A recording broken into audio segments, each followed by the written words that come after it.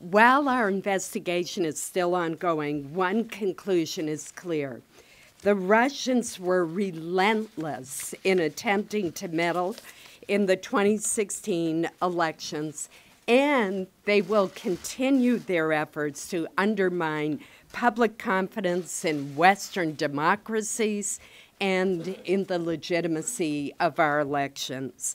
The leadership of the intelligence community is unanimous in their assessment that the Russians continue to undertake sophisticated attacks to exacerbate the divisions in our country. In the 2016 election, the fact is that the Russians scanned election-related systems of at least 21 states. We may never know the full extent of the Russian malicious attacks.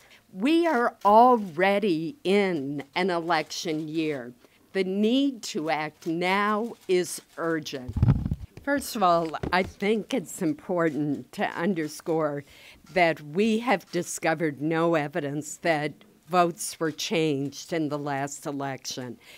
But it is nevertheless troubling that the Russians made such efforts to probe the election systems. And there also, in the beginning, was such mistrust between the states and DHS that information that should have been shared that would have caused the states to act more aggressively was not shared. Because last time it was the Russians. It may not be the Russians next time.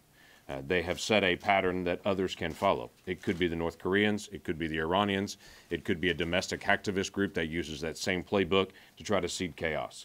So the key thing at this point for us is not just protecting our elections from future Russian intrusion, it's protecting our elections, period, and to try to be able to work through that process. As vulnerabilities have been identified, it is entirely reasonable to be able to close those vulnerabilities and to be able to work with states as they try to be able to determine what weaknesses they may have, and so they can have those addressed in the days ahead.